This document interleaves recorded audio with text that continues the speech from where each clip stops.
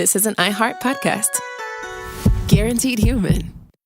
What if mind control is real? If you could control the behavior of anybody around you, what kind of life would you have? Can you hypnotically persuade someone to buy a car? When you look at your car, you're going to become overwhelmed with such good feelings. Can you hypnotize someone into sleeping with you? I gave her some suggestions to be sexually aroused. Can you get someone to join your cult? NLP was used on me to access my subconscious. Mind Games, a new podcast exploring NLP, aka neuro-linguistic programming.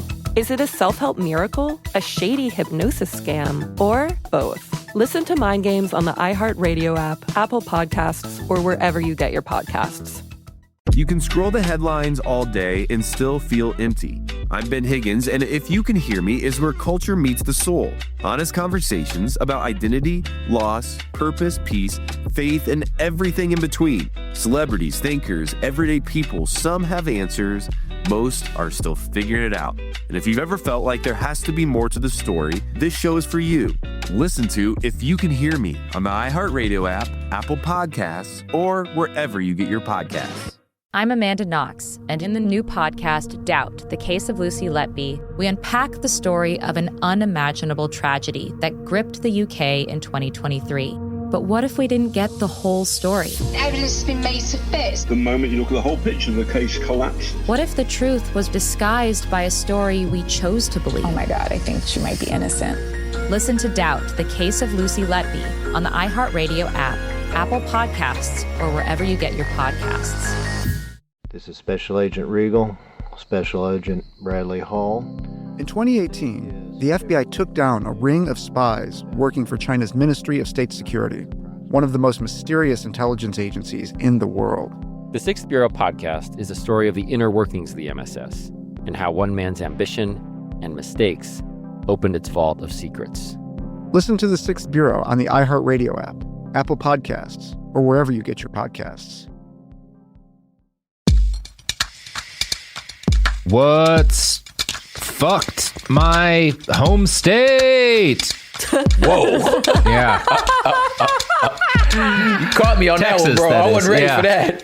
This is Behind the Bastards podcast. Bad people tell you all about them. We have an opening schema that I used in the last episode that dates back several years, where I would essentially say, what's Xing my Ys? It started with generic introduction, what's cracking my peppers and stuff. And now it's become completely atomized from its origins and probably makes no sense to people who are just like hopping into an episode. But that's how we introduce shows sometimes. So hello. It's quite a joy, man. I'm not going to lie. We don't usually introduce ourselves, and sometimes we forget to introduce our guests. Yep. Our guest, who is, of course, Prop. I will not be saying your government name again. Name. Appreciate that. I mean, it's fine. Yeah. Prop, how do you feel about Texas? How truthful do you want me to answer this? It's fine. Yeah, I can't stand this place. I couldn't. Yes. Now, there's things about it that are nice. Yeah. Now, as a caveat, there are plenty of lovely people that I adore that live in Texas. One of which is my grandmother. Was from Sulphur Springs and moved to Dallas, and my father's born in the Big D, you know what I'm saying? And so I got some roots out there. That being said, I don't know nobody in my family that still lives there because pretty much estranged from that side of the family. That being said, the ones that were from Texas that I do know all came to California in the 60s. So in my mind, they're Californians.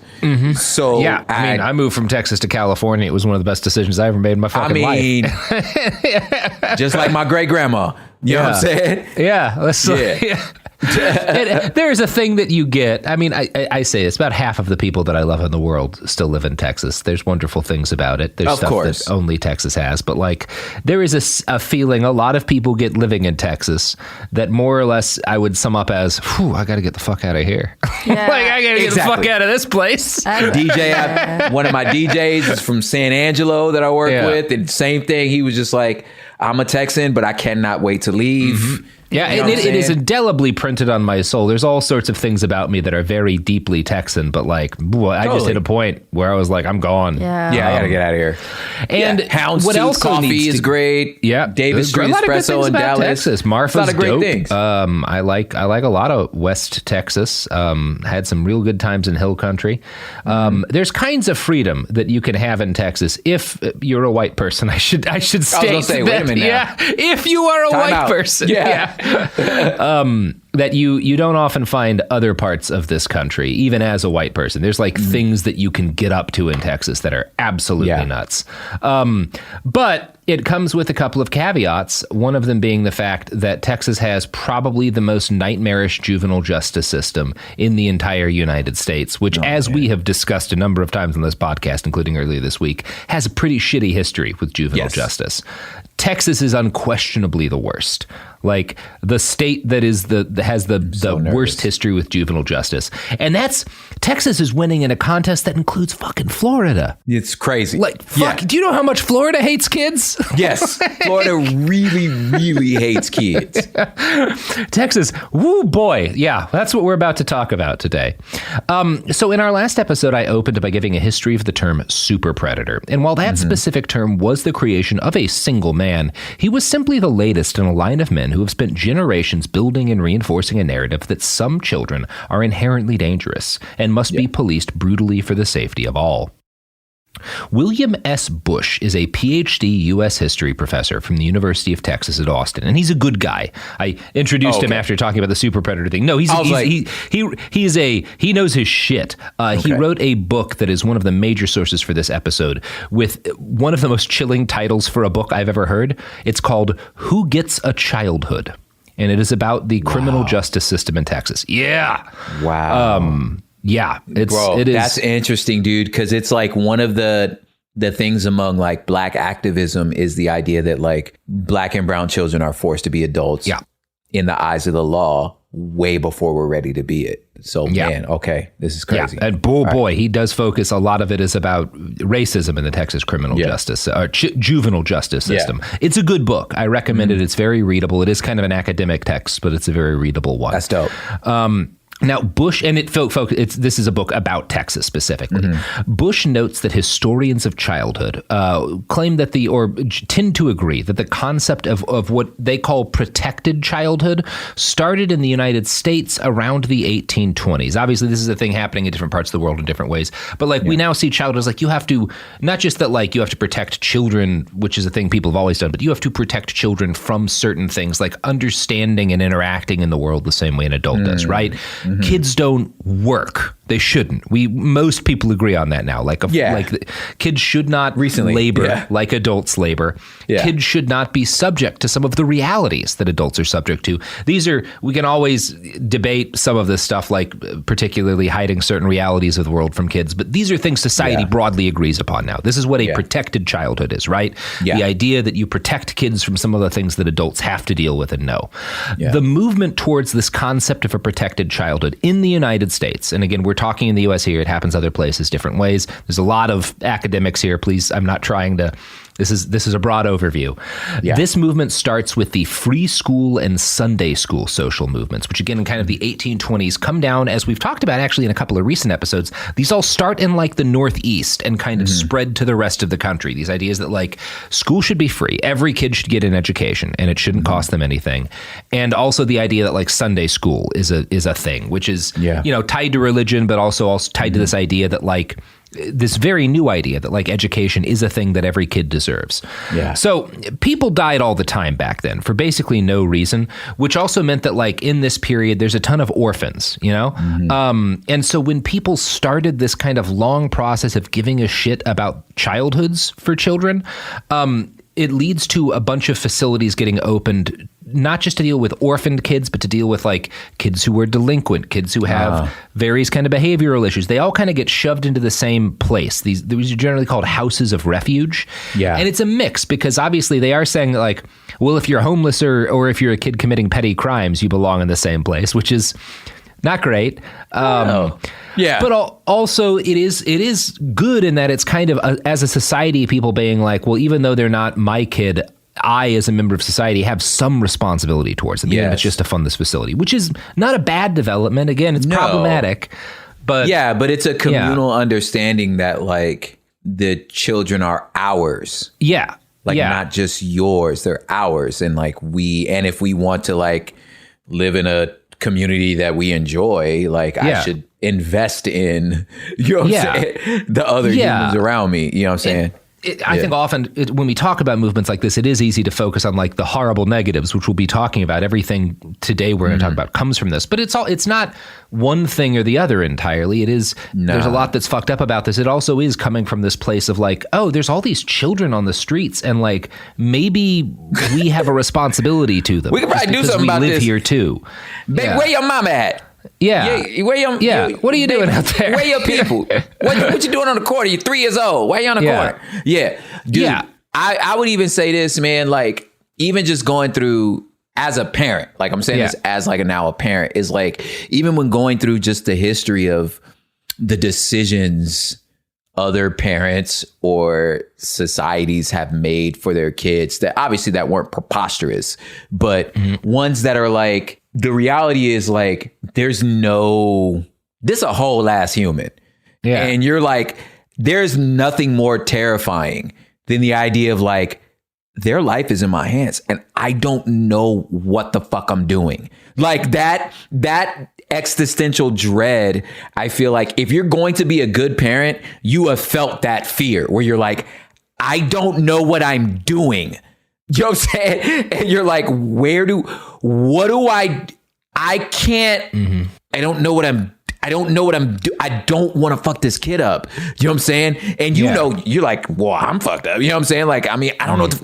I think like you're like, I don't know what I'm doing, but at least I know you shouldn't live on the damn streets, man. Like there needs to be some sort of adult in your life, right? Like, you know what I mean? Yeah. And that's kind of happening on a really broad scale here. And a lot of it's made possible because of industrialization. Both there's a lot more people from industrialization, kind of more resources. And so like these facilities kind of grow in size and start popping up all over the United States throughout like kind of the mid to late 1800s. Now, at the same time all this is happening, and part of why it's happening is that the U.S. is creating its middle class. And in fact, the very concept of a middle class. Parents start having fewer kids and devoting a lot more time and attention to the development of the kids that they do have. And the idea starts to spread as a result of all this that children don't just deserve maybe to be housed, but deserve to learn and play, and not to die in coal mines or like bang drums while adults shoot rifles at each other, right? At some point, we maybe shouldn't be doing some of the things we're doing with kids. At some point you said to yourself, you know, my childhood was trash. I didn't really get to that. Look, I wish I could have been able, you know what? When I have kids, I'm going to let them play outside. You don't need to go to no coal mine and die. And so that's happening in this period. And the people who, these early advocates of the concept of a childhood, these early like people who are supporting the idea that there should be restrictions on like what we can make kids do, they're generally called child savers. And most of them are middle class moms. And it's from them in this advocacy in kind of the late 1800s that we get stuff like age of consent laws, child labor bans, and compulsory education. That's all good stuff, broadly speaking. But these positive moves occur along more muddled developments too, because these women are also responsible, these activists are also responsible for the concept of youth curfews, the idea that like, well, we shouldn't let kids out at night sometimes, and they should be punished if they are out at night, and the juvenile justice system, which is a very mixed bag. William Bush writes, many of these reforms were aimed at extending the protections of childhood to working class and poor children. Moreover, they sought to broaden the years of protection and semi-dependence on adults upward into the adolescent years, a reflection of the slowly spreading idea of adolescence itself at the turn of the 20th century. One of its leading proponents, the Clark University psychiatrist and child study movement leader Granville Stanley Hall, described the life stage of adolescence famously as a time of storm and stress, a time of risk-taking, risk-taking, rebellion, awkwardness, and self-discovery. Adolescence, he and other psychiatrists such as William Healy proposed, needed to be treated individually, especially when they ran afoul of rules, as seemed almost inevitable. Early juvenile court judges, such as Denver's Ben Lindsay, helped popularize the idea of the tough but fatherly juvenile justice official for whom understanding his wayward charges was a specialty. Meanwhile, courts for delinquent girls, headed by matronly figures such as Mary N. Barthelme of Chicago, preoccupied themselves with curbing the precocious sexuality of working-class girls, whose families were often recent arrivals in American industrial cities. So again, a lot going on here, you know? Yeah, it's still products of your time. Of its time. But this is kind of how this starts to look.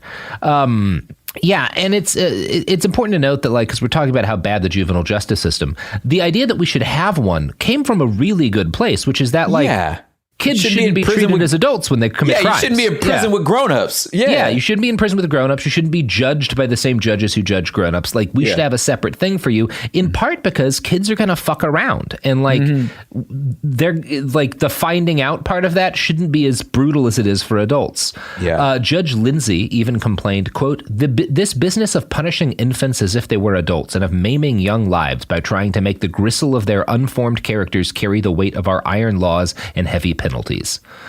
That's a good place. Yeah. There's some people who are saying really good shit. Now, in Texas, juvenile and adult offenders were first separated in 1886 after protests from the local Women's Christian Temperance Union, which is right around the same time it starts happening in a bunch of other places. The next year, the legislature in Texas passed a bill approving a dedicated house of correction for children. Gatesville opened in January of 1889, and it was one of the first dedicated juvenile detention facilities anywhere in the United States. It was followed later that year by facilities in Virginia, Kentucky, and Alabama. Gatesville opened with 86 inmates. It was immediately popular with the locals, who saw rightly that it would bring a lot of jobs to their town. Local residents actually raised money, so the state can't pay, like, their budget runs short, and they can't pay for all of the land they need to buy this facility, and people who live in the town nearby raise the money to buy it for the state, because they're like, well, this is going to provide us with jobs forever if we have a child prison in town. Oh my God, why is that their first thought? Was like, it's everybody's first thought when this shit happens. Like, spoilers, that's where this is going for the next century. That's why I went, what? It's like, I thought they're going to be like, oh, that's cool, man. You know, kids shouldn't have to go to jail. No, there's money in this shit. Oh, wait, we can make some money off this mug. You know what I'm saying? Yeah. Yo, hit the lick, bro. Like, what? Yeah, it's great. So the boys who were interned in Gatesville were overwhelmingly city dwellers. And there's this idea at the time that Texas never gets past, that kids who are juvenile delinquents, most of whom are urban kids, need to be put in prisons far away from their families in isolated rural communities. Basically, all of these kids were poor too. One survey of early Gatesville inmates found that 119 out of 195 listed their mother's occupation as housekeeper, while the leading descriptions of their fathers were unknown, railroadmen, laborers, and farmers. Unknown being up there should tell you something about what's going on. 2/3 of these boys had lost one of their parents, and slightly less than half of their parents had criminal records themselves. William Bush goes on to note that the racial disparity in who went to Gatesville was pretty blatant. African Americans comprised 46 of the first 68 inmates, all of whom were transferred from the adult prison system. Although Gatesville admitted inmates regardless of race or ethnicity, it strictly segregated every aspect of their daily lives: housing, schooling, dining, and religious services. As a result, by 1917, about 250 black inmates crowded into Harris Hall, the Jim Crow congregate dormitory built to house about half that number. By contrast, when the state opened its first and only training school for girls before World War II, it excluded black females altogether. Black girls charged with committing a crime in this period may have had their cases heard in local juvenile courts, but the available remedies were limited to the county jail or release back into the community. There is nothing new. Yeah.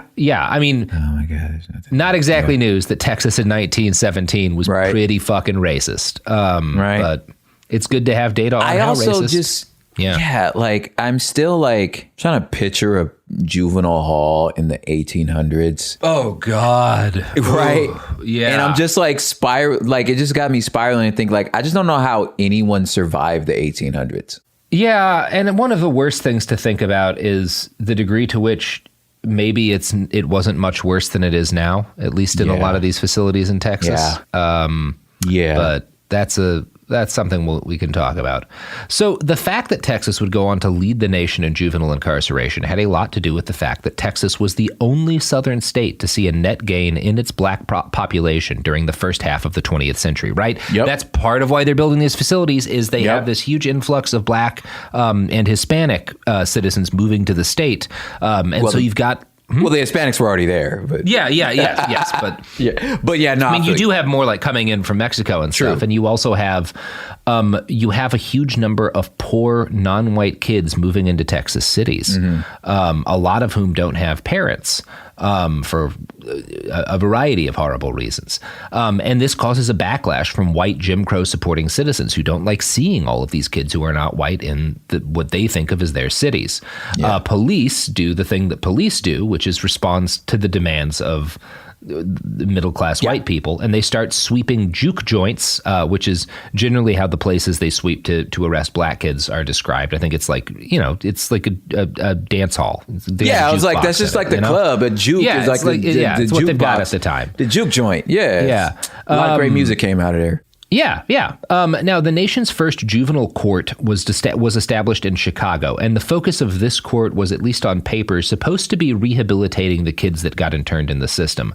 Texas, though, and obviously Chicago, like that system, a lot of flaws in it, a lot of things that they could be criticized, could probably do an episode about that. But it's worth noting that the first juvenile court in the nation is in Chicago, and it's supposed to be focused on rehabilitation from the start, because Texas follows soon after. Their juvenile justice system, from the start, very openly, is not about rehabilitation. Wow. They specifically say, like, that's not our goal here. We are here to punish kids.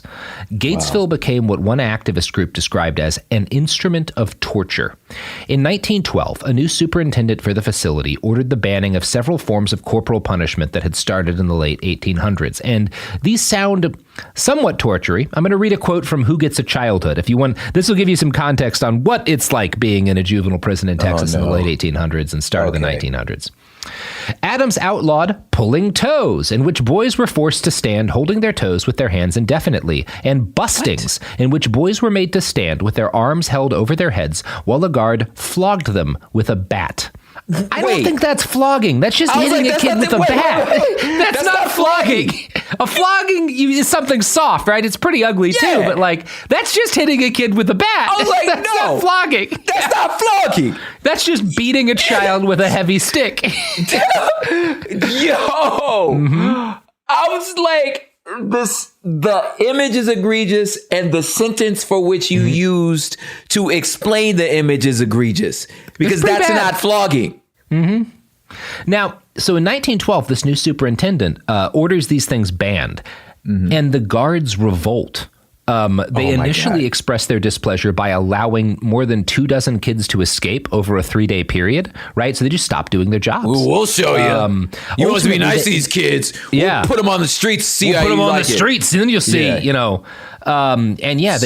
eventually they walk off the job, just completely strike, which forces the superintendent to recruit local citizens, most of whom supported the guards, to serve in their place. And obviously, very little gets actually changed because...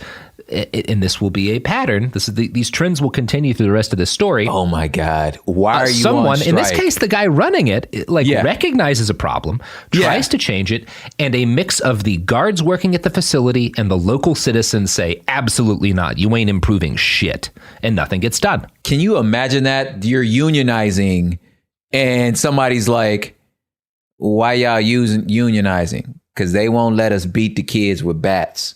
Yeah, imagine like a couple of like, well, we're unionizing because we're all going to die from the black lung and we'd like our families to get slightly more money and maybe have weekends off. Oh, well, we're unionizing because people keep burning to death in garment fires. They won't let me hit kids with a bat anymore. Yeah, you like, yo. Our struggles are the same. Solidarity forever. Whose mans is this? Like, who invited these fools? Who's for? Nah, y'all gotta go. It's very funny that right around the same time, like miners are fighting with machine guns and rifles for the right to have a life outside of the job and not be beaten by the boss's guards. Yes. Other guys are striking for the right to beat kids with baseball bats. Kids with bats. Listen, that is the quintessential, the absolute, the perfect example of, yo, whose man's is this? Mm-hmm. Like, yo, who's man? Who let them in? That's not. We not the same, fam. Yeah. Well, and probably a bleak story is how many of those other union men would see this as the same struggle, because a lot of racism in the union struggle. So, you know. But you know who's not in favor of flogging children with baseball bats? Let me tell you who not. Products and services that support this podcast, unless it's the Washington State Highway Patrol. Oh, no. Yeah. The FBI or... I got to tell you, man, look, that island ain't no game. They're often called the Washington State Highway Patrol of the food box industry. Listen, I am team. That's right. Hi, this is Joe Winterstein, host of the Spirit Daughter podcast, where we talk about astrology, natal charts, and how to step into your most vibrant life. And I just sat down with a Minnie Driver. The Irish traveler said when I was 16, you're going to have a terrible time with men. Actor, storyteller, and unapologetic Aquarian visionary. Aquarius is all about freedom loving and different perspectives. And I find a lot of people with strong placements in Aquarius are misunderstood. A Sun and Venus in Aquarius in her 7th house spark her unconventional approach to partnership. He really has taught me to embrace people sleeping in different rooms, on different houses, in different places, but just an embracing of the isness of it all. If you're navigating your own transformation or just want a chart side view into how a leading artist integrates astrology, creativity, and real life, this episode is a must listen. Listen to the Spirit Daughter podcast starting on February 24th on the iHeartRadio app, Apple Podcasts, or wherever you listen to your podcasts. What if mind control is real? If you could control the behavior of anybody around you, what kind of life would you have? Can you hypnotically persuade someone to buy a car? When you look at your car, you're going to become overwhelmed with such good feelings. Can you hypnotize someone into sleeping with you? I gave her some suggestions to be sexually aroused. Can you get someone to join your cult? NLP was used on me to access my subconscious. NLP, aka Neuro-Linguistic Programming, is a blend of hypnosis, linguistics, and psychology. Fans say it's like finally getting a user manual for your brain. It's about engineering consciousness. Mind Games is the story of NLP. Its crazy cast of disciples and the fake doctor who invented it at a New Age commune and sold it to guys in suits. He stood trial for murder and got acquitted. The biggest mind game of all? NLP might actually work. This is wild. Listen to Mind Games on the iHeartRadio app, Apple Podcasts, or wherever you get your podcasts. Welcome to the A Building. I'm Hans Charles. I'm Menelik Lumumba. It's 1969. Malcolm X and Martin Luther King Jr. had both been assassinated, and Black America was at a breaking point. Rioting and protests broke out on an unprecedented scale. In Atlanta, Georgia, at Martin's alma mater, Morehouse College, the students had their own protest. It featured two prominent figures in Black history, Martin Luther King Sr. and a young student, Samuel L. Jackson. To be in what we really thought was a revolution. I mean, people were dying. 1968, the murder of Dr. King, which traumatized everyone. The FBI had a role in the murder of a Black Panther leader in Chicago. This story is about protest. It echoes in today's world far more than it should, and it will blow your mind. Listen to the A Building on the iHeartRadio app, Apple Podcasts, or wherever you get your podcasts. What do you do when the headlines don't explain what's happening inside of you? I'm Ben Higgins, and if you can hear me is where culture meets the soul, a place for real conversation. Each episode, I sit down with people from all walks of life, celebrities, thinkers, and everyday folks, and we go deeper than the polished story. We talk about what drives us, what shapes us, and what gives us hope. We get honest about the big stuff, identity when you don't recognize yourself anymore, loss that changes you, purpose when success isn't enough, peace when your mind won't slow down, faith when it's complicated. Some guests have answers. Most are still figuring it out. If you've ever felt like there has to be more to the story, this show is for you. Listen to If You Can Hear Me on the iHeartRadio app, Apple Podcasts, or wherever you get your podcasts.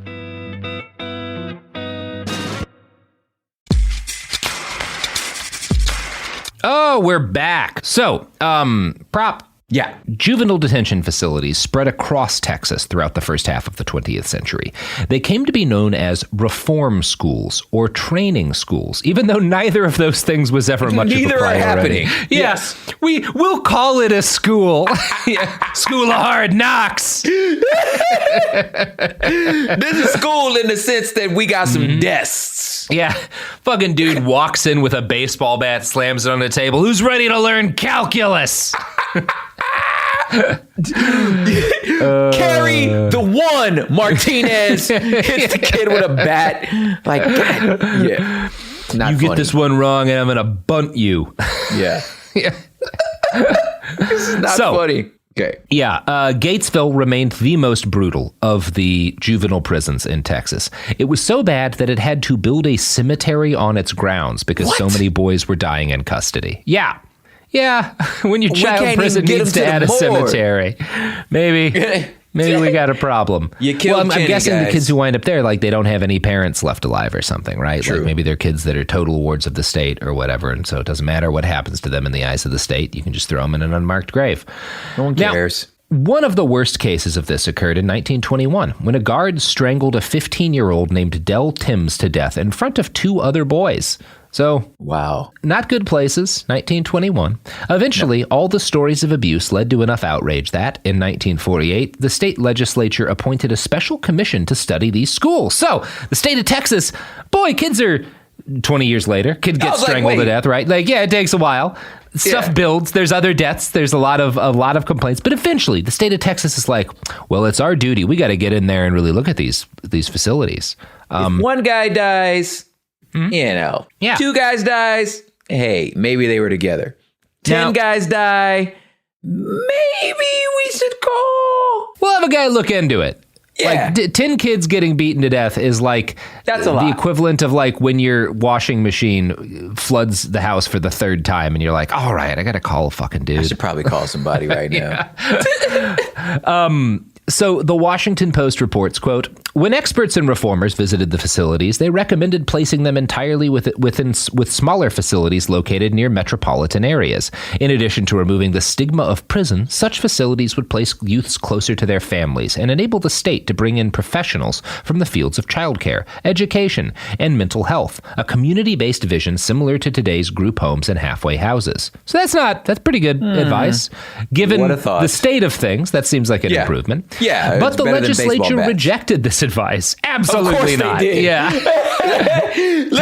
What is the most sensible, humane, like... Kids should probably be near their parents and experts and stuff who can help them. Maybe we should get somebody that understands kids around here. Oh, that pisses people off. Absolutely not. There was riots when they tried to stop the baseball bat beatings. Of course they're not putting these kids in a different facility. What we're doing is perfect. Yeah. Heeding the demands of the politically well-connected leaders of the state's youth prisons who used the specter of Black and Mexican-American criminality to insist that young people required imprisonment, Texas instead expanded its construction of ever more sprawling prison-like facilities, sometimes strategically located in the electoral districts of key legislators. Abuse scandals continued to surface in television and newspaper reports. In 1952, a Houston lawyer filed an appeal on behalf of a 16-year-old girl who had spent nearly 200 days in isolation in the Gainesville State School after being held down by male guards and forcibly sedated with barbiturates. Another girl who escaped the same facility told a reporter for the Austin Statesman, "I'll kill myself before returning." That'll let you know how it's going in there. Yep. So we've had 2 attempts to reform things, first in 1912, then in 1948, 2 big attempts. So far, they both met with massive protests from the people who lived in and around, and also protests from lawmakers who know that if you put a child prison in a town where maybe you don't have a great electoral edge, suddenly all the people who get jobs there, that's your voting base, and you can like lock that shit down. It's like, I can't believe I'm saying this, but like, in Texas defense, they tried at some point to do something reasonable. And they was like, well, Texas going Texas. Never mind. It was Texas that stopped anything reasonable from happening. So I don't know about in the defense of the individuals who tried to reform things. Yeah. The 15 people that flew in. Yeah. Those folks were at least on the right track. Just, well, never mind. Yeah. By 1964, things were bad enough that a mix of parents and former Gatesville employees wrote a letter to President Lyndon Baines Johnson and the governor of Texas. They described the kind of abuse we've discussed already in this episode at length and compared the training school to, quote, a concentration camp. And man, statistically, at least one or two of those people had to have known what a concentration camp looked like, right? Some of them were World War II vets or something. We kind of know what we're talking about, y'all. Yeah. Yeah, there was somebody in there who was like, I've seen a fucking concentration camp, and this place doesn't look good. I was there, bro. I was there. So this leads to the biggest flurry of investigations yet. The FBI and the Texas Rangers both launch investigations into these facilities, Gatesville in particular, but also the juvenile justice system, like the juvenile incarceration system in Texas. And also both houses of the Texas legislature launch investigations. So you've got like 4 big investigations going on, right? One of them federal. And when the FBI starts investigating stuff like this, for all of the good tricks we have them, they always find shit, right? Yeah, they're going to figure it out. The most detailed documentation of a number of different law enforcement agencies' crimes comes from FBI investigations. Now, here's another fun question. Does it ever lead to anything? No, never. I was like, no, they find that guy. They find their guy. Nothing happens, but they find him. Like in Oregon right now, the Portland police are currently in contempt of the Justice Department for repeatedly refusing to reform their use of force policies and being unconscionably so brutal that the federal criminal justice system says you guys can't do this. And currently they've just said, yes, we can. And we'll see if anything happens. Yeah, it's fine. Yeah. It's absolutely fine. And of course, in this case, nothing happens. All of these investigations start. And there's again, sweeping reports of abuses, horrible details about all the bad shit that's happening. The FBI is like, yeah, bad shit's happening. Texas Rangers are like, yeah, bad shit's happening. Both houses of legislature in Texas are like, yeah, bad shit's happening. Very little reforms happen. Attempts to make serious reforms are shut down at every pass by, again, local and state elected leaders who had training schools in their districts and didn't want to lose money. Yeah. By 1974, the reform movement was desperate enough that a bunch of former inmates, parents, and activists launched a class action lawsuit in federal court. This case, Morales v. Terman, brought another wave of psychologists, social workers, and prison consultants to not just Gatesville, but other juvenile detention facilities. Now, the guy who winds up in charge of this big investigation is a dude with the incredible name, Judge William Wayne Justice. That's that boy's name? Judge Justice. That's right. Yeah. Judge William Wayne Justice. What an incredible Texas judge name. Yeah, he only had one choice for his career. You will never convince me that's not the name of the judge in the best little whorehouse in Texas. There's no other. Yeah, that's what you call that guy. Like retroactively, put a judge in there, make that his name. William Wayne Justice. What an incredible name for a judge. Wayne, too. Yeah, it's everything. Everything is in that name. So he takes this very seriously. He tours the Mountain View School for Boys, and he finds, as he does a surprise inspection of this facility, that the children there were, this judge is walking around, he sees children caked in old blood. Oh my God. Just left on their bodies, covered in bruises. And whenever he tries to talk to them, they they're terrified just of his presence. They've been trained to just react with unthinking terror to the presence of an adult. Yeah. Howard Omart was also there. He was an expert. He was from the LBJ administration. He was an expert LBJ sent along to look at things while Judge Justice was there. And Howard Omart later said, quote, "We have never seen anything quite as depressing, so deliberately designed to humiliate, to degrade, and to debase. It is surely oppression in its simplest and most direct form." That is the worst, man. Yeah. Yeah, designed to humiliate, degrade, and debase. That's LBJ's man, and Judge Justice comes to the same conclusions. Yeah. And I mean, it's not like LBJ is the greatest dude, but for him to be yo, this is wild. Yeah, I showed my dick to a Secret Service agent this morning, but even I think this is beyond the pale. Yeah, totally. Yeah, I pissed on my own bodyguard once. Yeah. You have any idea how many people I've killed? Yeah. I ordered the firebombing of a country. Yeah. but this isn't right. Yeah, but that's wild, dog. They doing these kids. This place wrong. is fucked. Yeah. So the extensive investigation spurred by the Morales v. Terman case revealed regular use of isolation in Texas juvenile criminal justice facilities, forced psychotropic drugs on children, and also rare forms of torture. Among other things, investigators found that children were being punished physically for speaking Spanish. So-called punk dorms had been created for juveniles the guards decided were homosexual. By this point, the state had overcome its squeamishness at incarcerating women, and in one facility, guards were found to have forced abortions on pregnant inmates. Yeah. Oh my God, dude. A boy at Gatesville told a judge about a hazing ritual, Judge Justice, about a hazing ritual he'd been forced to undergo, where a group of boys beat him unconscious while guards watched. To his credit, Judge Justice, I don't know about the rest of his career, judge in Texas in the 70s, maybe he got up to some fucked up shit. Yeah. But in this case, he is as good as his name, and he issues a sweeping ruling that outlaws all of the fucked up shit found at the facilities and requires medical, psychological, and educational services to be made available for any children in a Texas juvenile justice facility or juvenile detention facility. The entire leadership of the state agency that oversaw these facilities was forced to resign. Texas put money into probation and other preventative measures, and the juvenile inmate population declined rapidly. So this is the first time that like real shit does happen. Y'all did the right thing. Yeah. This makes the situation better. Judge Justice gets credit in this. He's a big part of like why less kids are in this system. However, as the Washington Post reports, quote, the impact of Morales and other important federal court rulings was blunted by the persistence of structural racial disparities and renewed fears of violent juvenile crime. And while the Federal Juvenile Justice and Delinquency Prevention Act of 1974 provided even more funding for state and local reforms, these kind of like prevention measures and whatnot, historian Elizabeth Hinton has noted that it also labeled, quote, economically vulnerable youths, most of whom are Black or Latino, as potentially criminal. That's the term used, potentially criminal. Potentially criminal. Yeah, while removing white middle-class offenders from the formal justice system. And that's why the juvenile inmate system declines, right? It's because they put less white kids there. Yep. Like that's the big, which is good, right? It's like no kid deserves to be in a lockup. It's good that less are in there, but it doesn't fix anything, you know? Nah, you don't want nobody in that system. No, like, nobody should be in that system. You just played the numbers. And that is the main thing, is that the criminalization of white and mainly white middle class, because I think some white poor kids still wind up in these places. Yeah, they still wind up.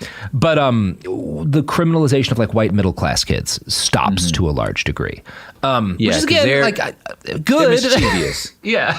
They're just it's boys being boys. They're mischievous. It's like a racist firefighter who only rescues the white kids, and it's like, well, it's good that less kids died in the fire, but you shouldn't be a firefighter. Hey, bro, like you want me to pat you on the back for that? I mean, I guess. Yeah. That kid's happy. You know what I'm saying? Yeah. I still feel like you shouldn't be doing this job. I still feel I don't know if you should get a plaque or anything for this. Yeah. So in the late 70s and early 80s, things were, though, trending in a better direction. And again, the decline in the prison, because it is, I should be fair, there is a reduction in the number of Black and Hispanic kids who are sent to these facilities. That does go down. Like it's not complete, but it is largely the kids who stop going to these facilities are largely white, right? It is largely based on race. Not to, because again, I also don't want to be like completely shitting on the people who achieved this, because it's good. And the idea that like you can't beat me with a bat no more, like the fact that a judge was like, well, look, man, a judge did say that. It does not stop. Oh God. But I'm just saying, like, let me at least give him that you was like, no, that they do not get. They beat them, no. They put less kids in these facilities. No, they keep beating them. They keep right the hell on beating them. They was like, nah, we worried about volume. Quality is different. We want like a more boutique experience where we really give each kid the beating they deserve. You know, our guards were just hitting too many kids. They were losing their passion for it. You know? Did you watch the Dave Chappelle show when it was on? Oh yeah, absolutely. Okay. Do you remember the gay Klansman? Yes. Yeah. He was just like, we're like the Klan, we're just a little nicer. Yeah. So we'll just ask you to leave, preferably back to Africa. Yeah. It's like, got it. Yeah, that's kind of what we've done here. Now, in the late, so again, things are getting a little bit better in the late 70s and early 1980s. Like there are improvements, but then, like we talked about in our first episode, that's when crime really starts to rocket upwards, right? And all crime, but that does include juvenile crime. And the panic over super predators hits the media. Between 1990 and 1996, 40 states expanded the number of juvenile cases that could be tried in adult court and given adult punishments. And no state went harder than Texas. When he ran for governor in 1994, George W. Bush campaigned with a promise to lock up more children. In 1995, after he won, the state legislature passed an omnibus juvenile justice reform bill, which brought even tougher sentencing for kids accused of crimes. The state budgeted another $200 million for facilities, which was enough to triple their capacity to incarcerate children. So, like, Texas is like, we got to have at least 3 times as many kids locked up in this fucking state. Yeah, that'll prove Thanks, that George I'm W. doing Bush. my job.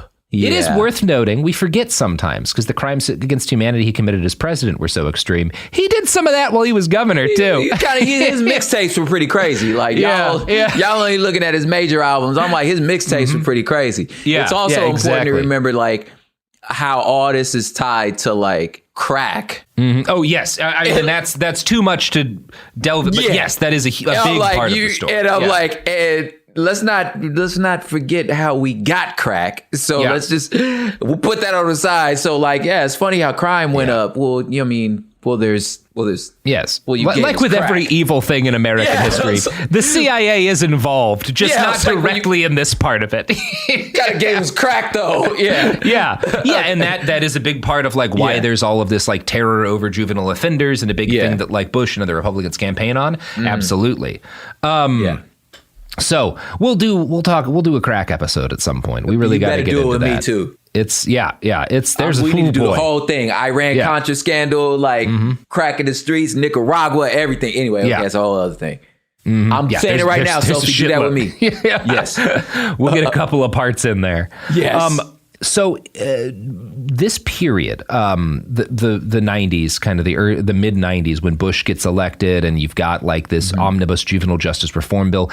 It's noteworthy in Texas because it's when everyone stops. It had kind of been trending this way, but this is when people really stop calling these places training schools and reform schools. Those terms die. The idea of like trying to hide what these places are dies because the people who want more of them just call them youth prisons, and they're proud of that. They love the idea that they're making youth prisons. Like, they don't want to hide that shit because, like, you get elected for being like, oh, hell yeah, we're going to throw a bunch of fucking kids in lock prison. them up. You think we got youth prisons now? When I'm governor, way more youth prisons. I'm going to put all your kids, wait a minute, I'm going to put all they kids in prison. And while they tripled their capacity to lock kids up, Texas also doubled the number of kids they were executing. Now, in the United States, from 1985 to 2005, 23 children were executed. 13 of those were in Texas. Are you serious? Yeah. I didn't know this. Texas fucking loves executing children. I Oh didn't my know God. this. Oh yeah. Look, the United States has an executing children problem, but it's also largely a Texas problem. You know? That's a lot. Yeah. There's a bunch of other states. I don't know if you're aware. There's like 49 of them. Yeah. I did not know that. Yeah. I am in shock and awe. Oh, yeah. We are huge fans of executing children. Can't get enough of it, really. Now, this all continued swimmingly until February 16th, 2007, when the Texas Observer published an article about a horrific sex abuse scandal in a juvenile correction facility near Odessa in West Texas. And I'm going to quote again from Who Gets a Childhood. News reports revealed that the school's assistant superintendent, Ray Brookins, and its principal, John Paul Hernandez, had coerced sexual favors from several juvenile inmates over a period of at least 2 years. Compounding the alleged crime was an inexplicably slow response from authorities. Between December 2003 and February 2005, staff complaints about Brookins' and Hernandez's suspicious behavior had fallen on deaf ears in the upper echelons of the Texas Youth Commission, TYC, the agency charged with administering the state's juvenile facilities. Finally, story. In February of 2005, Mark Slattery, a volunteer math tutor from nearby Midland, was approached by two students who wanted to confess something icky. As Slattery later told a reporter, "I knew it must have been something bad if they had no word for it." Slattery soon discovered that boys were being led into the administration building each night for forced encounters with Brookins, who had used his power to unilaterally lengthen or shorten youth sentences to exact sex from inmates. He can make you stay longer if you don't fuck him. God. And that's what he does. Oh, this just... Yeah. Oh, my God. Yeah. Yeah, it's about as bad as it gets right there. Oh, man. Yeah. Shout out, though, to Mark Slattery. Yeah. It is important to note that, like, this guy clearly cares about these kids, is volunteering to teach, like, not getting paid, volunteering to teach math to incarcerated kids because it's important for them to learn. And they clearly, it says a lot about him that these kids know we can trust Mr. Slattery. We can trust you. We can tell him this, and he'll do something about it. By God, he does. Yeah. So fucking give this guy something. I don't know, a house, whatever. Yeah, this is a mixed bag, this episode. Yeah, where there's like, some dudes are dope, some dudes are like actual bastards, You do have to, like, this is an overwhelmingly bleak story, but whenever you get those little heroes, you gotta, like, acknowledge that shit, because most people clearly didn't do what Mark did. So it's pretty bad. And again, the Texas Rangers get involved, and this time they were a little more effective than they had been last time. Brookins and Hernandez are charged with a bunch of crimes. Both men are forced to resign, but the criminal cases against them grind to a halt in the local county prosecutor's office, and the U.S. Attorney's office in San Antonio refuses to get involved. What? Because, like, again, why do you, like, this is bad for business. It's bad for everybody if this becomes a bigger thing than it needs to be. And this is thankfully where journalists come in. So obviously this gets out. This is as everyone's reactions, this is a fucked up story. Oh, yeah. The Dallas Morning News is like, all right, well, let's do a journalism here. Because if this is happening, there's probably some other shit that's going on. If there's one, there's four. Yeah. So they carry out a huge investigation, which concludes that the Texas juvenile justice system had created, quote, a culture in which prison officials were free to abuse their power and punish children who tried to complain about them. So this story goes viral. National news starts to get on the trail. After the Dallas Morning News covers, it's a pretty big paper. The big guys, the really big guys start to get in there. Follow-up investigations would eventually find more than 2,000 confirmed allegations of staff-on-inmate violence between 2003 and 2006, including more than 60 cases of kids with suspicious broken bones. To try and quiet up outrage, Texas launched an abuse hotline for their child prisons, which racked up 1,100 complaints in its first month. So, God, dog. You know, it gets big. It reveals a bunch. The tip of the iceberg is revealed. Obviously, I'm going to guess more than 2,000 times staff beat kids in a 3-year period in all the Texas prisons. Probably a couple times. I'm going to guess more than 60 kids had broken bones. I'm going to guess more than 60. Because, these are also kids. They're teens. There's a lot of oppositional defiance. I'm sure there's some kids who get bones broken and don't want to tell anyone because, like, I don't want you to know you hurt me, or I don't want anyone to, and obviously shit gets covered up. It gets hidden. I'm sure it's a lot higher, the actual number. They started releasing child prisoners. Texas did. And in March of 2007, a Department of Justice investigation concluded and found that conditions in the Evans, EVINS, Regional Juvenile Center in Edinburgh, Texas, were bad enough that they had violated the constitutional rights of imprisoned youth to be protected from harm while in state custody. Evans had an assault rate 5 times the national average. Once this news broke, there were more stories about the horrific conditions in the facility. William Bush writes, one of the most watched cases was that of Shaquanda Cotton, a 15-year-old African-American girl from the East Texas town of Paris, who received an indeterminate sentence up to age 21 for shoving a hall monitor in school. What? Portrayed in the she shoves a hall monitor and she gets an open-ended sentence. We can keep you up until you're 21 if we want to. What the fuck is an open-ended sentence? Yeah. I've never even heard of that. So because of the way the Texas juvenile justice system gets, a lot of these are for like up to 5 years. Again, that's what we talked about, like those people, the superintendents of those facilities, of that facility being like, hey, if you don't fuck me, I'll keep you here longer. That's why they can keep them here longer. They get to decide how long the sentence is. It's an up to this long in prison. That's the difference. Okay, now I'm seeing like difference between California and, because I'm like at 18, you like it gets your record sealed, like when you're a juvenile. Yeah, it's. Dang. I mean, it's fucked up. I mean, you could get transferred to like the adult prison, but like, dang, for them to be like, nah, we'll keep you here till you're 21, cuz dang, that's crazy. So Shaquanda Cotton, this story goes really viral. People are horrified. The national press covers it. It gets looked at as a victim, as like racially motivated. And she gets her release in March 2007. She becomes kind of a cause celeb for how like racist the Texas juvenile justice system is.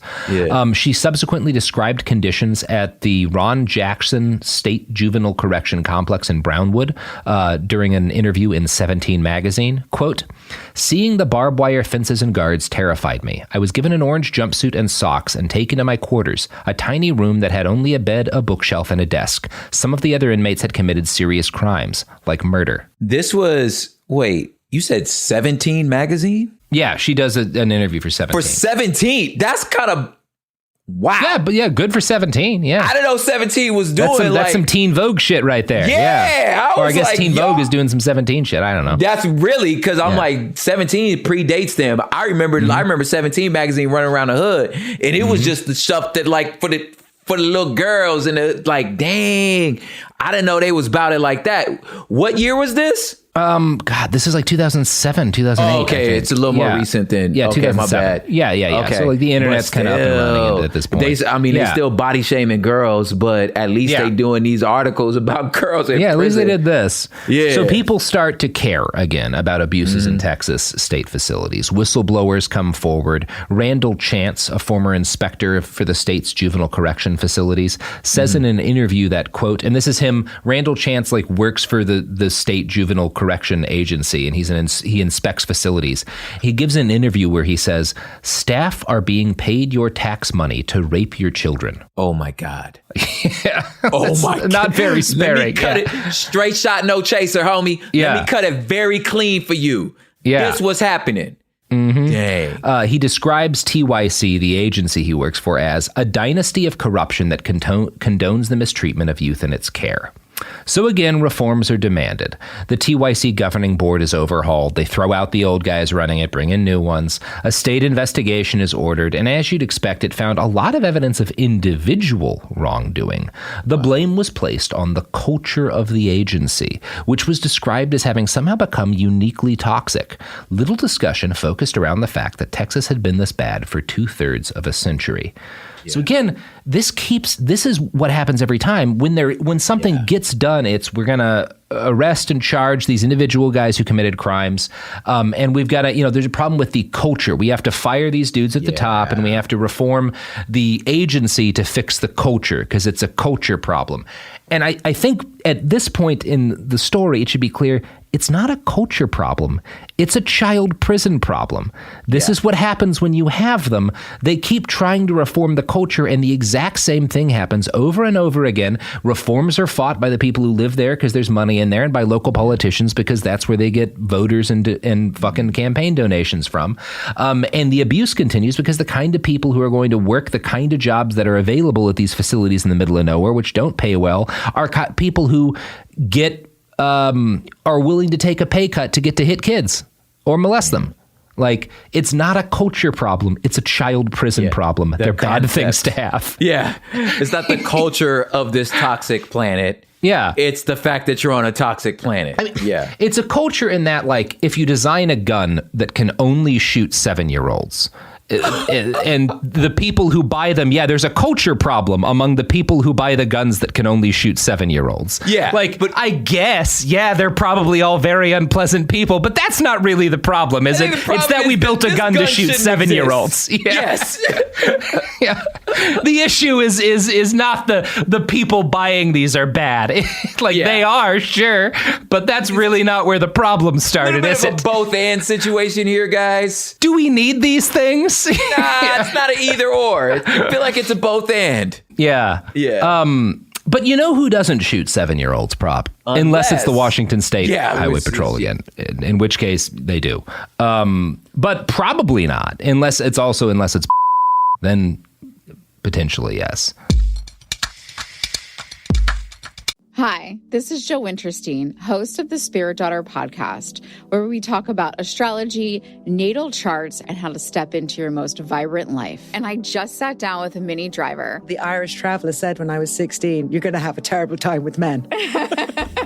Actor, storyteller, and unapologetic Aquarian visionary. Aquarius is all about freedom-loving and different perspectives, and I find a lot of people with strong placements in Aquarius are misunderstood. A Sun and Venus in Aquarius in her 7th house spark her unconventional approach to partnership. He really has taught me to embrace people sleeping in different rooms, on different houses, in different places, but just an embracing of the isness of it all. If you're navigating your own transformation or just want a chart-side view into how a leading artist integrates astrology, creativity, and real life, this episode is a must listen. Listen to the Spirit Daughter podcast starting on February 24th on the iHeartRadio app, Apple Podcasts, or wherever you listen to your podcasts. What if mind control is real? If you could control the behavior of anybody around you, what kind of life would you have? Can you hypnotically persuade someone to buy a car? When you look at your car, you're going to become overwhelmed with such good feelings. Can you hypnotize someone into sleeping with you? I gave her some suggestions to be sexually aroused. Can you get someone to join your cult? NLP was used on me to access my subconscious. NLP, aka Neuro-Linguistic Programming, is a blend of hypnosis, linguistics, and psychology. Fans say it's like finally getting a user manual for your brain. It's about engineering consciousness. Mind Games is the story of NLP. It's crazy cast of disciples and the fake doctor who invented it at a New Age commune and sold it to guys in suits. He stood trial for murder and got acquitted. The biggest mind game of all? NLP might actually work. This is wild. Listen to Mind Games on the iHeartRadio app, Apple Podcasts, or wherever you get your podcasts. Welcome to the A Building. I'm Hans Charles. I'm Menelik Lumumba. It's 1969. Malcolm X and Martin Luther King Jr. had both been assassinated, and Black America was at a breaking point. Rioting and protests broke out on an unprecedented scale. In Atlanta, Georgia, at Martin's alma mater, Morehouse College, the students had their own protest. It featured two prominent figures in Black history, Martin Luther King Sr. and a young student, Samuel L. Jackson. To be in what we really thought was a revolution. I mean, people were dying. 1968, the murder of Dr. King, which traumatized everyone. The FBI had a role in the murder of a Black Panther leader in Chicago. This story is about protest. It echoes in today's world far more than it should, and it will blow your mind. Listen to the A Building on the iHeartRadio app, Apple Podcasts, or wherever you get your podcasts. What do you do when the headlines don't explain what's happening inside of you? I'm Ben Higgins, and if you can hear me, is where culture meets the soul, a place for real conversation. Each episode, I sit down with people from all walks of life, celebrities, thinkers, and everyday folks, and we go deeper than the polished story. We talk about what drives us, what shapes us, and what gives us hope. We get honest about the big stuff, identity when you don't recognize yourself anymore, loss that changes you, purpose when success isn't enough, peace when your mind won't slow down, faith when it's complicated. Some guests have answers. Most are still figuring it out. If you've ever felt like there has to be more to the story, this show is for you. Listen to If You Can Hear Me on the iHeartRadio app, Apple Podcasts, or wherever you get your podcasts.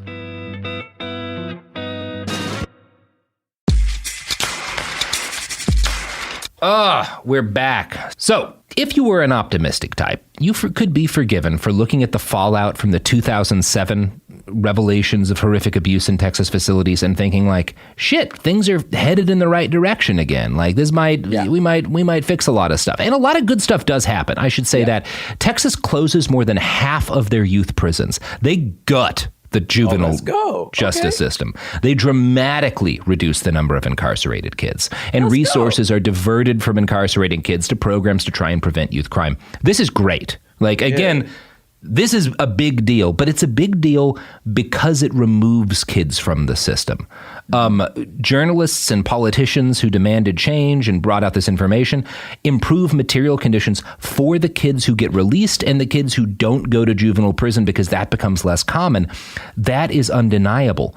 But it is not a reform of these facilities, because if it was a reform, it would mean that the facilities themselves are getting better. And that's not what happens. The facilities continue to be a fucking nightmare. There's less kids in them. Again, that's huge, really big deal.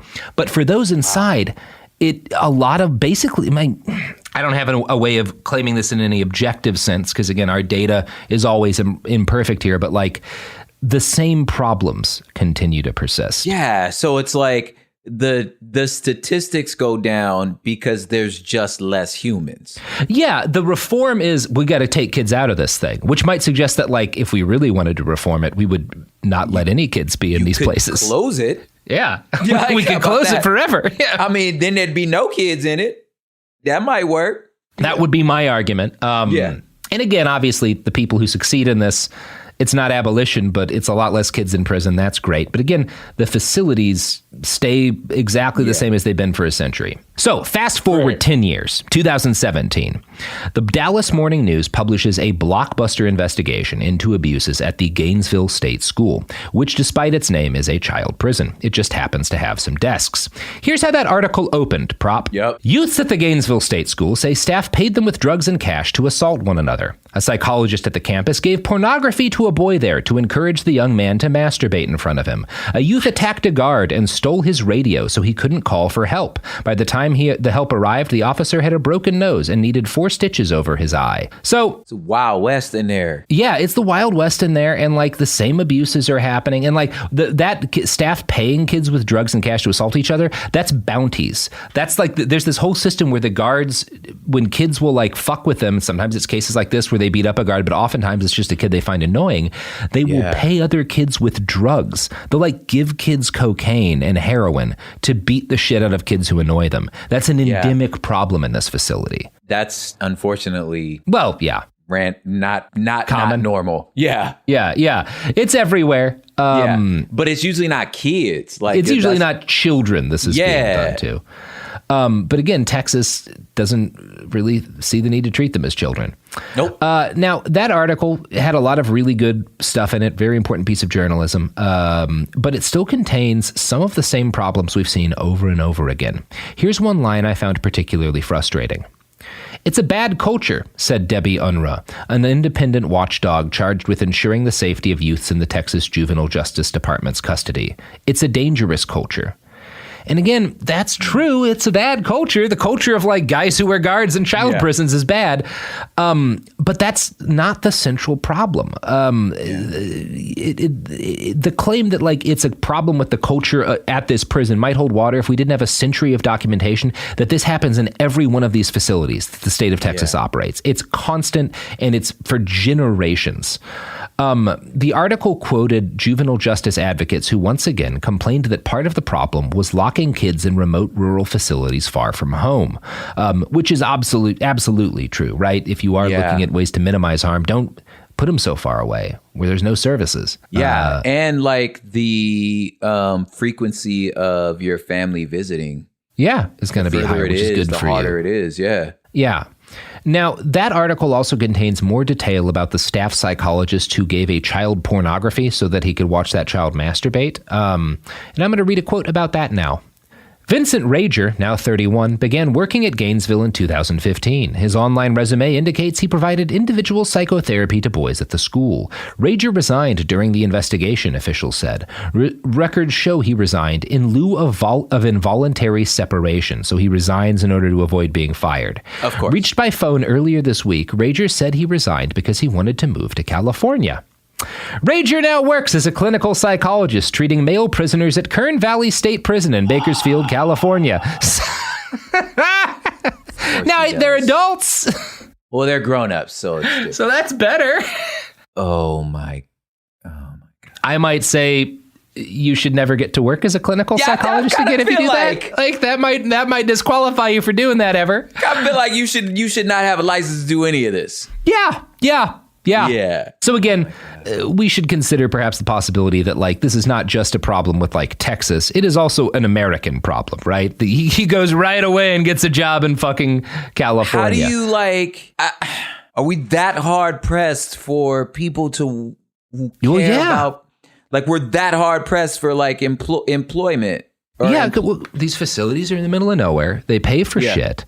It's not enjoyable work. It's not very well respected work. So like I know there are good people doing that job in the system, but like a lot of bad people get that job because it's like you're not getting the very best generally. Yeah, you have to be mission driven. Yeah, if you're gonna stay in that work because the work is trash. Yeah, it's like you get great teachers in these juvenile facilities sometimes, like the guy we already talked, Mark Slattery, the guy we talked about. And that's what I'm saying. Like that's where I started teaching. I started teaching in juvenile facilities. I was like, man. But also, you're going to get a bunch of basket cases who this is the gig they could get because they did something. Yeah, and it's not, if it's easy to not, like as this whole episode is, it's easy to not care and still get away with it because you're just, from a teacher perspective, it's just some couple packets. It's like continuation school. If anybody ever been to that, it's like, it's packets. You just fill out the packets and I just make sure you guys don't hurt each other. And the way that I'm sitting right now, y'all can't see this, listeners, but like my feet are like leaned up against the wall. I'm leaning back with the mic in my face. I don't have to care about, I can sit like this for the 30 minutes of class and just make sure you don't stab each other. And if you do, all I got to do is call the PO and he comes in. Yeah. And then you'll go, to a worse place potentially. Yeah, basically. Like I don't have to. So you have to, you have to care if you're going to be in it. Yeah. And you get in these places, special ed isn't all that different. You get this mix of like the most dedicated, wonderful, caring people imaginable and people who are either just waiting out a clock and then a tiny number of people who are fucking monsters and know that that's where the least eyes are on them, Yes. And perhaps more could be done to make more caring and wonderful people able to do that job and at least fewer monsters. I'm not going to say like, look, you're always going to have some people waiting out the clock, but you don't have to have the monsters. Exactly. We can avoid let's set that as a goal. Hire fewer monsters. And as much as you can. Yeah. Because some people get through the cracks. Like, I ain't gonna lie, I know some personal information about that, but like some people get through the cracks. But, somebody's obviously a monster. Maybe don't hire them. Yeah, maybe don't hire monsters. Speaking of monsters that somebody hired, Governor Greg Abbott, in 2017, he's not the bad guy or the good guy here. He does the thing that everyone else does every time something like this happens. There's this big investigation and all of this press about how bad Texas's juvenile justice system is, and he fires the person in charge, right? How many times has that happened, this fucking story? Yeah. There's a bunch of talk of reform and yada, yada, yada, nothing significant changes, or at least the changes do not fix all the problems that we have been talking about all episode. Here's the New York Times reporting in 2019. Quote, in October 2019, a prison officer who worked at a juvenile detention facility in Central Texas was charged with sexual assault and accused of forcing a boy in custody to perform oral sex on him in his cell. The incident came to light the day after the alleged crime, when the boy tried to kill himself. 2 months before that, at another detention facility in Texas, a corrections officer was fired after a teenage girl said she was pregnant with his child. He was later charged in connection with that case. And in May of last year, another prison worker was arrested on charges that he had carried on a relationship with the teenager who was on parole. At 5 state juvenile detention centers, the day-to-day conditions are relentlessly violent and oppressive, with guards often resorting to force, according to a complaint filed to the Justice Department. In 2019, prison staff used force on incarcerated children almost 7,000 times, equivalent to 6 times per child who was confined there. Oh my God. Yeah. It just feels so personal. Mm-hmm. Like, oh my God, dude. Yeah. Yeah. So these findings came courtesy of yet another Justice Department investigation. How many of those have we seen this episode, right? Yo, the DOJ investigated. Hooray! This is and I hope we hear in the date, like this is 2019. Yeah. Yeah. I know with COVID, that feels like 1919 because of COVID, but that's 3 years ago, guys. Yeah. Yeah. Yeah. Now, that Justice Department investigation had started in 2018 when 2 Texas advocacy groups begged the federal government to intervene, arguing that Governor Abbott's promise to personally monitor the juvenile justice system would not be sufficient. It wasn't, which is why everything I read was found. Yeah. And obviously, it's good that the Justice Department documented this, but at the same time, I think this is kind of a perfect example of the actual logic behind ACAB. I think that slogan's a lot less useful politically than it ever has been. But the sentiment behind it applies because these investigators, these Justice Department people documenting this is important work. It's important to document this. It's critical. Yeah. And I think I'm sure these people care. I'm sure they see horrific abuse. They want to stop it. They document it. And I'm sure they go to bed each night exhausted and sad, but certain that they're doing work that needs to be done. Yeah. But as we've seen over and over again in this story, all of these investigations are part of how the system perpetuates itself. Guards rape and beat children. Whistleblowers and watchdogs complain. Government investigation leads to reform, and then guards keep raping and beating children. These investigations and the media cycle that follows them are a necessary part of the cathartic loop that Texas has been stuck in for more than 100 years. This is a part of the loop. This is how how it gets perpetuated again and again. Not that like they're bad people for investigating this shit, but it also is like that when I say like, all whatever are bastards or whatnot in the system. That's what we mean. The system eliminates the possibility of being good because the system cannot be reformed. So even if you're working for something that looks like reform in the system, a lot of what you're going to be doing is keeping the loop going. And it's not that simple because obviously some of these investigations are part of why there's a massive reduction in the number of kids who are incarcerated. And that's huge.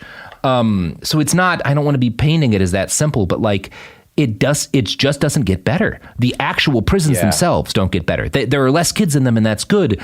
But the things keep happening because we just can't have these places and those things not happen. Yeah, that's the argument about like abolition. It's just like we just have to start over. Like because reforms, it's just duct tape, and it's not stopping. It's not fixing the problem. Y'all just keep adding duct tape, and sometimes the duct tape muffles the sound from inside. Yeah. Ooh, that's poetic, bro. Makes people think that we fixed it. Yes. That's pretty poetic there, Robert. I do every now and then. Now and then. Yeah. Yeah. There's a part of me that questions the value of continuing to loop through all of these stories, all of these details of abuse, all of these statistics over and over again, every cycle that this happens. And because again, I think the only real thing to do is empty these facilities out, burn them down, and throw any person who suggests rebuilding them into the Gulf of Mexico. But that said, I also don't want to ignore the work that these journalists and these Department of Justice people do in documenting this, because the stories of these victims are important. Yeah. And so to close us out, I'm going to read one more quote from that article that I just cited from about Christy Dennis. Her son was 15 when he was sent to the McLennan County State Juvenile Correction Facility in Mart, Texas. Quote, Miss Dennis was horrified when she called one day in 2019 and learned that her son had been beaten and taunted as guards apparently stood by. Her son was sent to the jail's doctors on one occasion, she said, and she was later told that many guards did not intervene because they were afraid of the youth themselves. Miss Dennis said her son ended up at the center after taking her car without permission several times and money from her purse. After talking to the authorities, she was advised that if she wanted to teach her son a lesson, he needed to go to a juvenile facility, a decision Miss Dennis said, a decision she ended up regretting. The attacks against her son escalated to the point where he begged guards to keep him in solitary confinement. Released in July 2020, months before his 17th birthday, he now works at a fast food restaurant and is earning his GED with plans to pursue welding. But he is not the same as he was before his detention, she said. He has PTSD. He hears a noise and he panics. And that's another important, when we talk about the complicity in the system and the degree to which maybe some of these people documenting these abuses are even complicit, another person or group of people who are complicit are parents in these communities. Yeah. Parents who turn in their kids, parents who support these laws, parents who support funding these places. I think it's probably fair to say that 100% of the adults I knew as a child were to that degree complicit in this system because they supported keep opening more places, the politicians who supported these places, and they were convinced that it was the right thing to do. And the result of a lot of people being convinced that this is the right thing to do. It's not just the rapists and the murderers and the pedophiles or the venal politicians who make this possible. It's the people who think they're doing the best thing for society. And the result of everything, of both the actions of these horrible rapists and whatnot and pedophiles and the actions of what I'm sure are loving parents and dedicated employees in the Justice Department and whatnot, the result of all of that is a system that rapes, beats, and murders children on an industrial scale. That's why I opened this episode with like, I am a parent, and the part of me that understands, at least can empathize what it feels like to have a child that you don't know what to do with.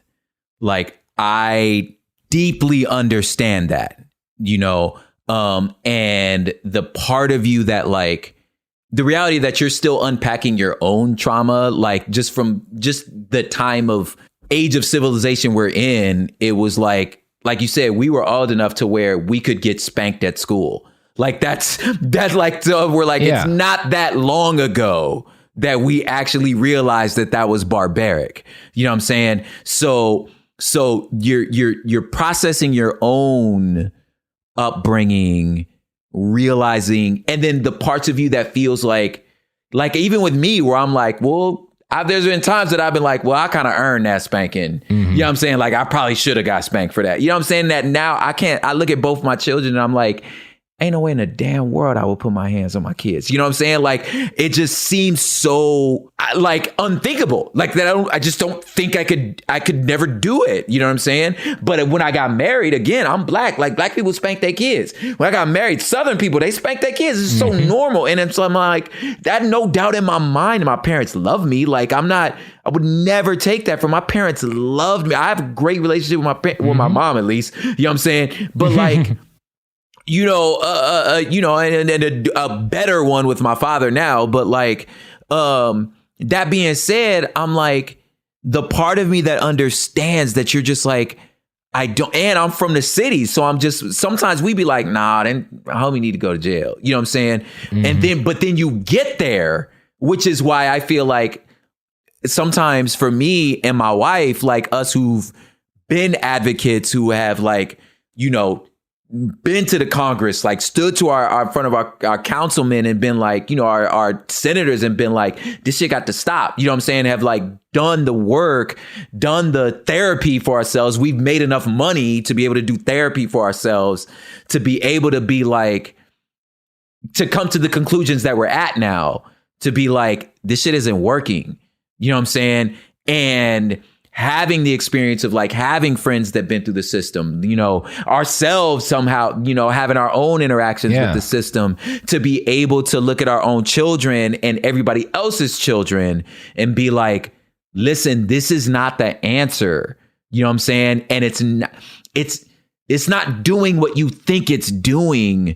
Sometimes I feel like that's a privilege of mine, even coming from poverty, coming from the hood, is having a privilege of understanding that like, yo, the system you think is going to rehabilitate your children that was never in their purview. You know what I'm saying? That was never on the table, was rehabilitating them. You know what I'm saying?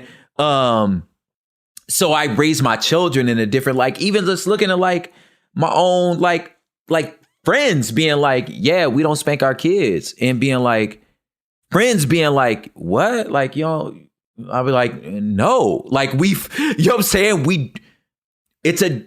We're in a, it's all that to, I'm stuttering now because I feel so passionate about this to where it's like the complicit, because you talked about the complacency, and that's the complacency that like sits as a parent to where you're like, but I'm also terrified for my child and I don't want them to make bad decisions.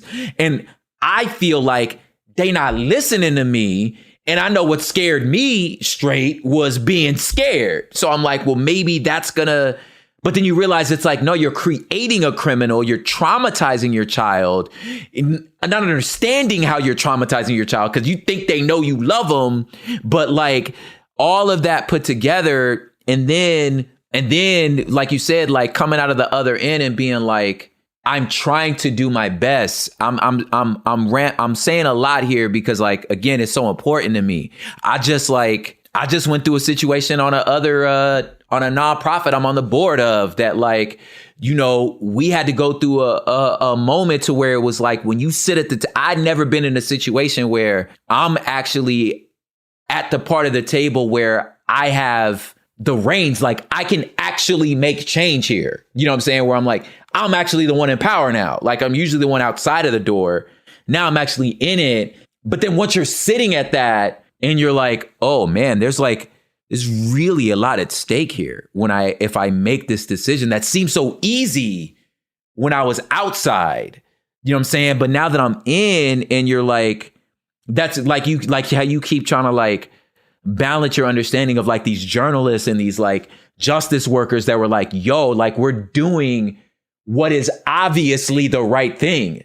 Mm-hmm. You know what I'm saying? But like at the end of the day, you still lay in your head like, but well, shit, dude, like, I mean, I mean, what we really need to do, you know what I'm saying? Like you said, what you really need to do is close them all. Yeah. But you're like, but fuck, like I don't have this is the best I could do. You know what I'm saying? It's just like, I understand so much more now at this stage of my life and my career and my parenting, like all of those nuances, you know? Yeah. I just wish I could just rap about it. I wish I could just rap about it and do podcasts. You know what I'm saying? Well, like, yeah. I mean, you do. You do have a podcast. I do have a podcast, and I do talk about the shit. You know, yeah, man. Yo, this. Yeah, I wish I had some cathartic way to deal with it. Rapping sounds actually extremely cathartic. It really is, bro.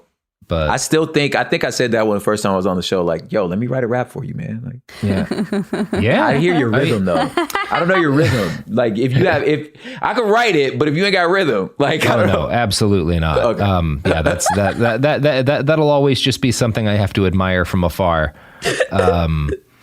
But I don't know. What do you got anything to plug, Prop? At the end of this very bleak day of talking about child prisons. I personally think that Prop should write that for you, and then we should perform it at the live show. Okay, I do have something to plug. Well, and it's I'm happy with Prop performing at the live show. No, I don't want you to perform it at the live show. That's not what they're paying for. Bro, Sophie. I bet you right now, if I were to throw on, because you mentioned it already on our show, if I were to throw on like a Mos Def, like a Black on Both Sides record, you could probably rap along. I bet you there are songs out there, some Dessa, some of like the Doomtree stuff. Yeah, I bet you I could throw on a few of them tracks, few of them atmosphere songs.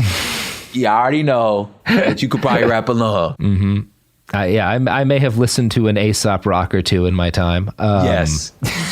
And and listen, that's some complex rapping. Like, you know what I'm saying? That ain't some easy bars. Like, that's some complex rapping. Well, anyway, yes. PropHipHop.com. We'll see how drunk I get during the live stream, but that's one more reason to check out the live stream. Yeah. Absolutely. Yeah, and hit me on Twitter. I'm trying to come up with a game for us to play during the live stream that might involve how drunk Robert gets.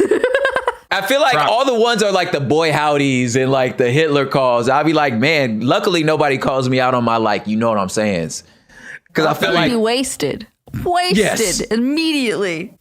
First 10 minutes. Yeah, bro. Funny. Anyways. Yeah, PropHipHop.com. I got some new coffee content coming out. Dope. Like got some music and Hood Politics Pod, man. Got renewed. Thank you, Cool Zone. So there's more shows coming, you know what I'm saying? Hell yeah. Yeah. So we'll be up in there. Check it out. Check out Prop. Check out Prop's book. Terraform. Check us out for our live stream on check out our live stream on February 17th, momenthouse.com/BeyondTheBastard. Yeah, check that out. And also, I have a fiction book that is on pre-sale right now. If you order during the pre-sale for the next couple of months, you will get a signed copy when it comes out in May. Google AK Press After the Revolution, and that's where my book will be. AK Press After the Revolution. Buy a copy of my novel. You can learn about Skullfucker Mike. Skullfucker Mike. All right. Yo, that's a great book, man. You're like, fiction's hard to write. It really is. Boy, howdy, it is. Boy, howdy. It's a real One would pain in the think that ass. you're like, well, I'm making up a story. Like, we've been making up stories since we've been sneaking out in front of our parents. Like, we've been making up stories. But, like, it's really hard. So, like, yo, kudos to you, way bro. easier to just be a judge. Apparently. You can make money, send kids to jail. It's great. Boy, howdy. All right. Boy, howdy indeed. I am Texan. All right. That's the episode. Bam! What if mind control is real? If you could control the behavior of anybody around you, what kind of life would you have? Can you hypnotically persuade someone to buy a car? When you look at your car, you're going to become overwhelmed with such good feelings. Can you hypnotize someone into sleeping with you? I gave her some suggestions to be sexually aroused. Can you get someone to join your cult? NLP was used on me to access my subconscious. Mind Games, a new podcast exploring NLP, aka Neuro-Linguistic Programming. Is it a self-help miracle, a shady hypnosis scam, or both? Listen to Mind Games on the iHeartRadio app, Apple Podcasts, or wherever you get your podcasts. You can scroll the headlines all day and still feel empty. I'm Ben Higgins, and If You Can Hear Me is where culture meets the soul. Honest conversations about identity, loss, purpose, peace, faith, and everything in between. Celebrities, thinkers, everyday people, some have answers, most are still figuring it out. And if you've ever felt like there has to be more to the story, this show is for you. Listen to If You Can Hear Me on the iHeartRadio app, Apple Podcasts, or wherever you get your podcasts. This is Special Agent Regal, Special Agent Bradley Hall. In 2018, the FBI took down a ring of spies working for China's Ministry of State Security, one of the most mysterious intelligence agencies in the world. The Sixth Bureau podcast is a story of the inner workings of the MSS and how one man's ambition and mistakes opened its vault of secrets. Listen to The Sixth Bureau on the iHeartRadio app, Apple Podcasts, or wherever you get your podcasts. I'm Amanda Knox, and in the new podcast, Doubt, the Case of Lucy Letby, we unpack the story of an unimaginable tragedy that gripped the UK in 2023. But what if we didn't get the whole story? Evidence has been made to fit. The moment you look at the whole picture, the case collapsed. What if the truth was disguised by a story we chose to believe? Oh my God, I think she might be innocent. Listen to Doubt, the Case of Lucy Letby on the iHeartRadio app, Apple Podcasts, or wherever you get your podcasts. This is an iHeart podcast. Guaranteed Human.